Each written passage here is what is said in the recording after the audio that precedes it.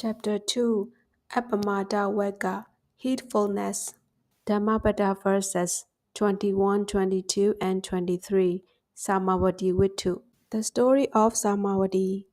While residing at the Gosita monastery near Gosambi, the Buddha uttered verses 21, 22, and 23 of this book with reference to Samavati, one of the chief queens of Udina, king of Gosambi. Samavati had 500 maids of honor staying with her at the palace.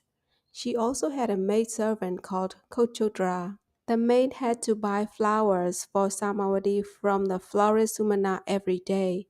On one occasion, Kochudra had the opportunity to listen to a religious discourse delivered by the Buddha at the home of Sumana, and she attained Sotapatti fruition. She repeated the discourse of the Buddha to Samavati and the 500 maids of honor, and they also attained Sotapatti fruition.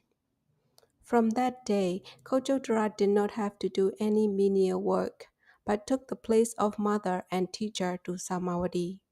She listened to the discourses of the Buddha and repeated them to Samavati and her maids. In course of time, Kochodara mastered the Tipitaka.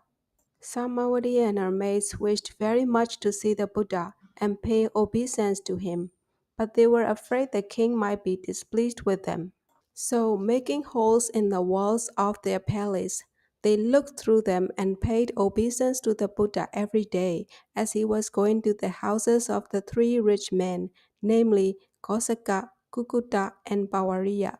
At that time, King Udina had also another chief queen by the name of Magandiya. She was the daughter of Magandiya, a Brahmin. The Brahmin, seeing the Buddha one day, thought the Buddha was the only person who was worthy of his very beautiful daughter. So he hurriedly went off to fetch his wife and daughter and offered to give his daughter in marriage to the Buddha. Turning down his offer, the Buddha said, even after seeing Dana, Arati, and Raga, the daughters of Mara, I felt no desire in me for sensual pleasures. After all, what is this which is full of urine and filth, and which I don't like to touch even with my foot? On hearing those words of the Buddha, both the Brahmin and his wife attained Anagami Megha and Phala. They entrusted their daughter to the care of her uncle and themselves joined the order. Eventually, they attained arahantship.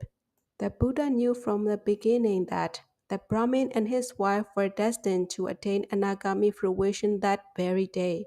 Hence, his reply to the Brahmin in the above manner. However, the daughter Magandiya became very bitter and sore, and she vowed to take revenge if and when an opportunity arose.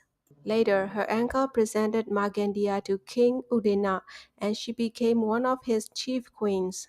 Markandeya came to learn about the arrival of the Buddha in Kosambi and about how Samavati and her maids paid obeisance to him through holes in the walls of their living quarters. So she planned to take her revenge on the Buddha and to harm Samavati and her maids who were ardent devotees of the Buddha. Markandeya told the king that Samavati and her maids had made holes in the walls of their living quarters and that they had outside contacts and were disloyal to the king.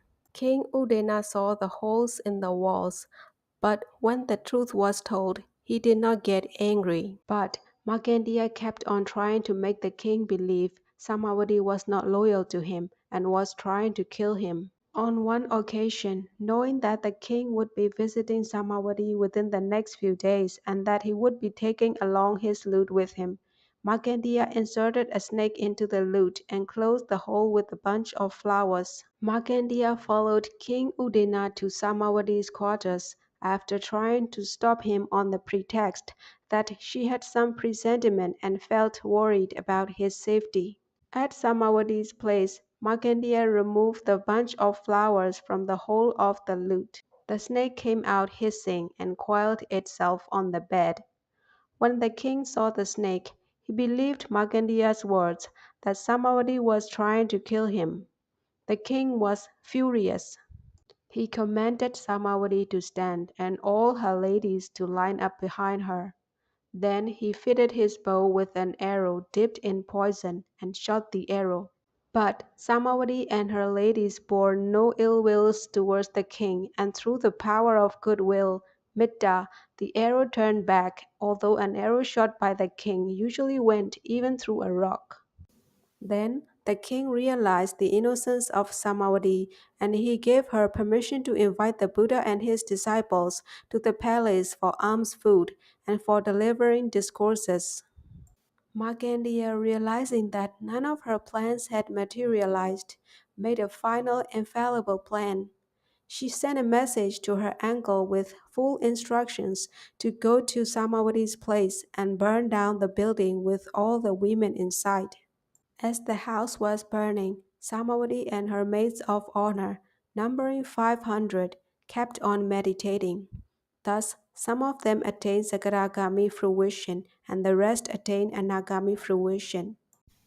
As the news of the fire spread, the king rushed to the scene, but it was too late.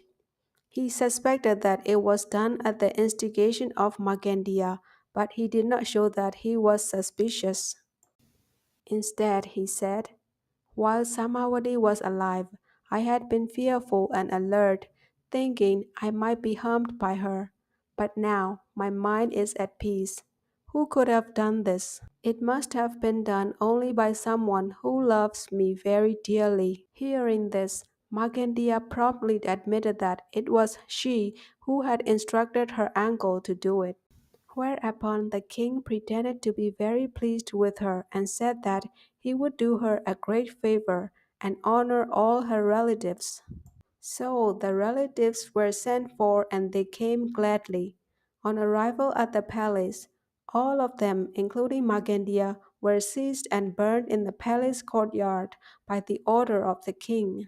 When the Buddha was told about these two incidents, he said that those who are mindful do not die, but those who are negligent are as good as dead, even while living. Then the Buddha spoke in verse as follows. Verse 21. Mindfulness is the way to the deathless, Nibbana. Unmindfulness is the way to death. Those who are mindful do not die. Those who are not mindful are as if already dead. Verse 22. Fully comprehending this, the wise, who are mindful, rejoice in being mindful and find delight in the domain of the noble ones, Ariyas. Verse 23.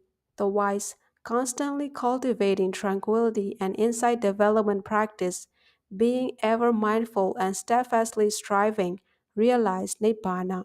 Nibbana, which is free from the bonds of yoga, Nibbana, the incomparable. The bonds of yoga are four in number, that is, sense pleasures, karma, existence, bhava, wrong belief, deity, and ignorance of the Four Noble Truths, that is, avijja.